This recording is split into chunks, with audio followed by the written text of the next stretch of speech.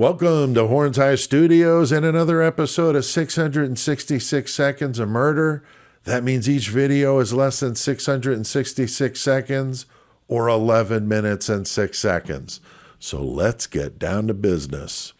Talking Idaho 4, going to talk about Bryan Koberger.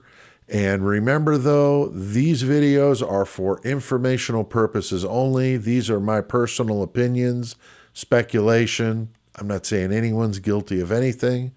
That's for a court of law to decide. Now, the divide among the true crime community is wide when it comes to Bryan Koberger. Some of us believe he's 100% guilty and don't want to hear anything else about any of the others in this story. They believe it's Bryan and that's just it. Then there's the other side that feel he's not guilty and they don't want to hear anything that paints him as guilty at all. And then there's those of us in the middle, and that's where I am. I don't know if he's guilty or not. I mean, none of us do, because that's for the court to decide. Now, I feel there are some things about him I would like to know a little bit more about. I do think he was if he was part of this, he wouldn't have done it alone.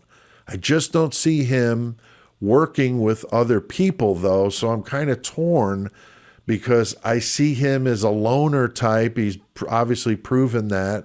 I also wonder if he was on the autism spectrum. I've not heard any mention of that, but it seems like those are some of the traits that he possesses. We do know that the legacy media piles on when cases like this come up, and they paint the accused in a very, very guilty light. We've done that in this case with the legacy media, big time. We've heard the stories. I mean, most of them are probably just stories. There is a grain of truth to it, possibly, but, we just don't know. But until there's evidence, we really are just speculating on whether they have anything more legit about Bryan's past. Now, many of us believe he could have been made a patsy. Most of us hear that word and think, of course, of the JFK assassination in 1962 and the Lee Harvey Oswald discussion. But that's what I think of when I hear that word, and just wonder, is that's what's going on with Bryan Koberger? In the Lee Harvey Oswald story, potentially the government involved in this grand conspiracy. Is that the case here? I mean, nobody likes to think of that stuff, but we know that it happens. Now, I watched an episode recently of The Chaos Sector about Bryan's time at WSU, which is Washington State University. That channel isn't for everyone. I do like some of the stuff they do, and I don't agree with all their analysis, but I respect it, and I know that not everybody's going to agree with each other, and that's okay. Now, we know that Bryan was a teaching assistant at WSU and working on his PhD in criminology. He moved there in the summer of 2022, but WSU fired him from that teaching job, and some of the staff that came out, was pretty damning what they said about him.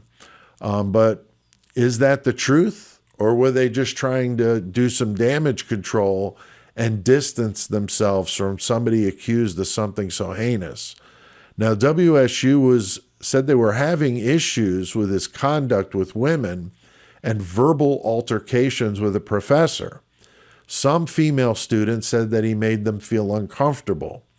They met with him about this 2 weeks before the crimes happened. Then, after the crimes happened, the faculty at WSU and the criminal justice department was growing even more concerned, according to the records at the university. Hearing this, people would assume that this guy's just super creepy and would push them more to that guilty side. This time, the same thing happened when we heard about the DNA. And, I thought, boy, they got him now. But when you learn more about touch DNA and how that IgG stuff works, that evidence is weak. They didn't even include it in the PCA.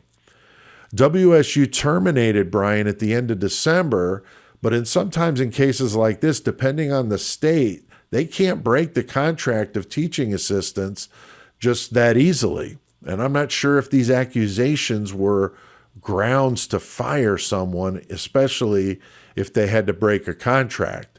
I mean, their own investigation into the allegations didn't show that he did anything wrong. So I'm just very confused at why he was fired in the first place.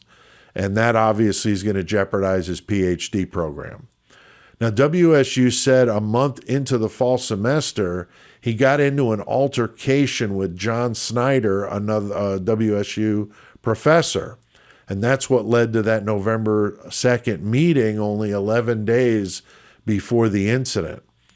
He had another altercation with the professor on December 9th, and that's what led to the termination of his teaching position. But if these were just verbal altercations, that just seems a little extreme to fire somebody from a job over that with only being there for a couple of months. That just seems excessive. But we've heard of stories like that, from the other students. They said he was tough on them, especially when it came to grading. We've all had teachers like that. Nobody likes that kind of teacher. But, is that what led to the incidents with the female students? Did they just not like him and were trying to get him in trouble? Did that, cause them to do that? I don't know. Strangely, the first mention of any of this was online, a woman from Arkansas that was following the case. When he was investigated, though, these claims didn't seem to be legit. One of the students said he was making homophobic remarks to her, but was she just being spiteful because they had argued about something in class? He did seem to be a very abrasive person. And like I said, people don't like that. If law enforcement believed he was actually guilty, why in the hell were they letting him continue to teach around all these college kids?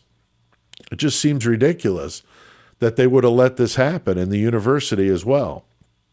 But I wonder if that's when they started creating their PATSY. Now, there was a friend of BRYAN who said that, he had had drug problems as a teenager and some emotional issues, but no family has corroborated that. His parents haven't said a word. He does have one sister that doesn't seem to get along with him, and she said that she could see him doing this, but I don't know if there's any real validity to that or if she just doesn't like him. It is curious, though, that he hasn't had any family visitors coming out to see him. Did he tell them not to come out? Don't know. So what put him on the law enforcement radar? Was it because he applied to the Moscow Police Department? They thought he was a little weird and that he studied criminology? I mean, in another video, I'd like to explore about this a little bit more, about how he actually became the PATSY, but I think this stuff could have very easily been the beginning stages of that. So what do you guys think? You guys always have some great comments. I love to read them. I read them all. I try to respond to as many as possible.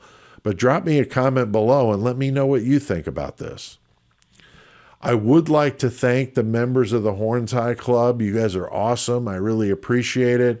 It's only $1.99 a month. I try to keep the costs low for you. So, I appreciate that. I appreciate you guys watching these videos. If you like what I do, you can check me out on the Murder Metal Mayhem podcast. We'll see you next time.